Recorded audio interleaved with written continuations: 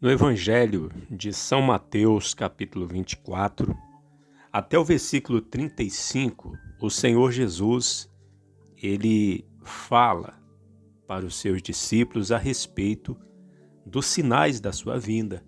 Ele fala também do princípio das dores, ele fala da grande tribulação. E o Senhor Jesus, ele ensina a respeito dos acontecimentos do tempo do fim. Mas no versículo 35, Jesus diz: o céu e a terra passarão, mas as minhas palavras de maneira nenhuma passarão. Ou seja, até aqui, o Senhor Jesus falou dos acontecimentos, das coisas que haveriam de acontecer depois do dia e da hora do arrebatamento. E no versículo 36, aí tem uma palavra porém aqui. Isso mostra que o Senhor Jesus vai falar de algo que vem antes dos acontecimentos dos últimos dias.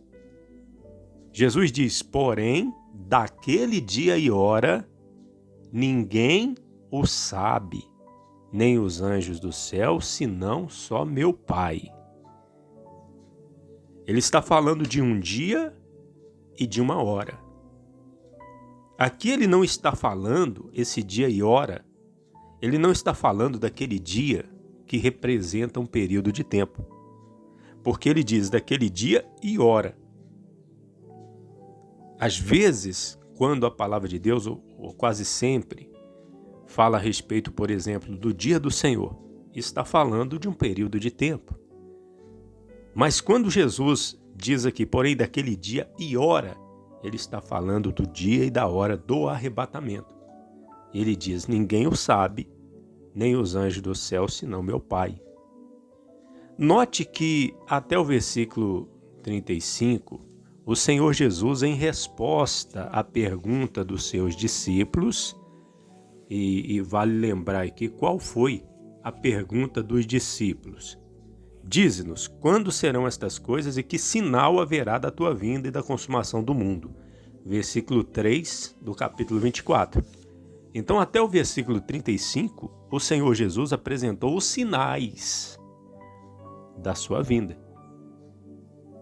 Os que estiverem aqui nessa terra, principalmente os judeus e aqueles que crerem na palavra de Deus, amarem a palavra de Deus no tempo da ira, os santos da tribulação, vão saber o tempo certo em que a segunda vinda de Cristo vai se dar.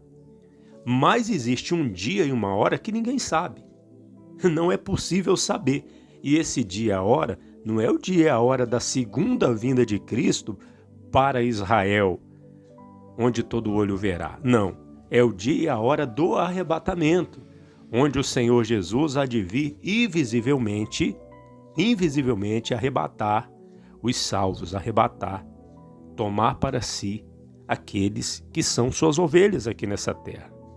E Jesus diz no versículo 37, e como foram os dias de Noé, assim será também a vinda do Filho do Homem.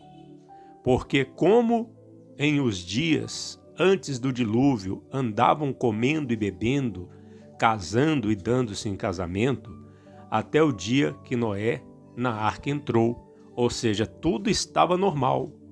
As pessoas estavam comendo, bebendo, casando, dando em casamento, tudo normalmente, até que Noé entrou na arca. Assim também, no dia do arrebatamento, tudo vai estar normalmente, não tem sinais. O que esse trecho das palavras de Jesus nos mostram é que para o arrebatamento não tem sinais. Ninguém sabe e não é possível saber e não tem sinal. Versículo 39. E não o conheceram até que veio o dilúvio e os levou a todos. Assim será também a vinda do Filho do Homem. Está vendo? O dilúvio veio na época de Noé, mas houve o dia e a hora que Noé entrou na arca.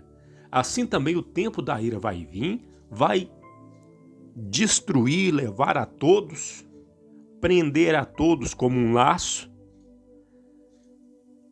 assim também, mas o dia do arrebatamento, que vem antes do tempo da ira, ele virá de repente.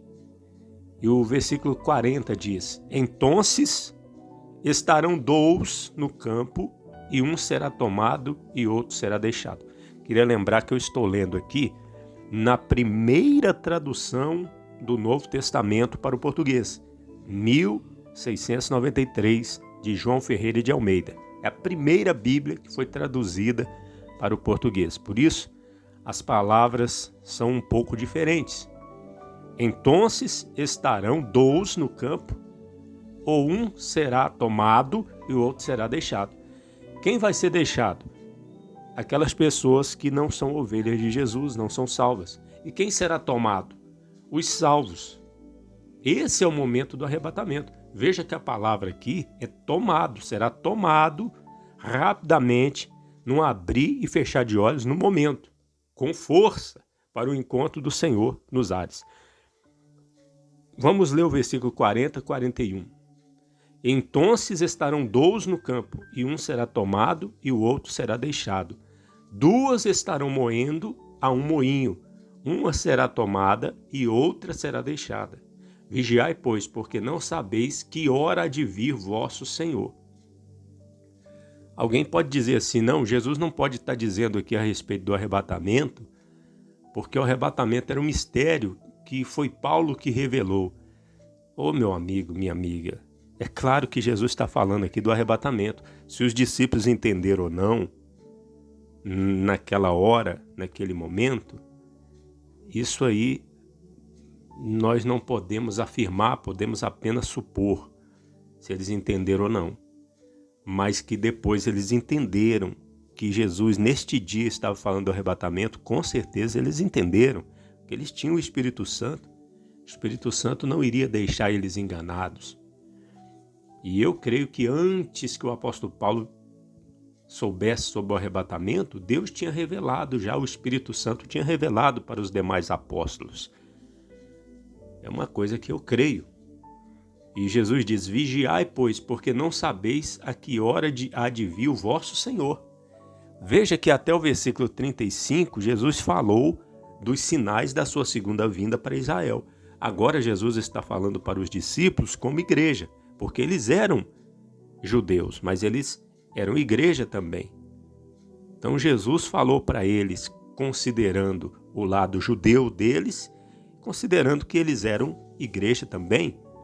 E hoje nós entendemos, nós sobre quem é chegado o fim dos tempos, nós entendemos perfeitamente pelo Espírito Santo. Vigiai, pois, que não sabeis a que hora há de vir vosso Senhor.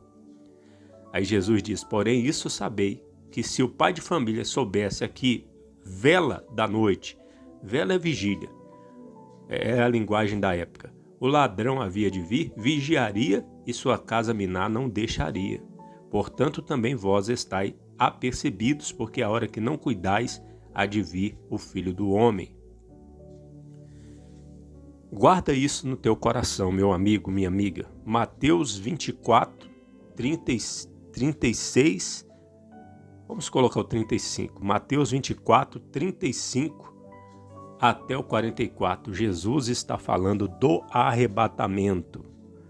Um será tomado, o outro será deixado. Uma será tomada, outra será deixada. Isso acontecerá no momento do arrebatamento, do rapto da igreja. Que Deus os abençoe. Jesus Cristo poderá voltar ainda hoje. Se Ele não voltar, estaremos esperando por Ele amanhã.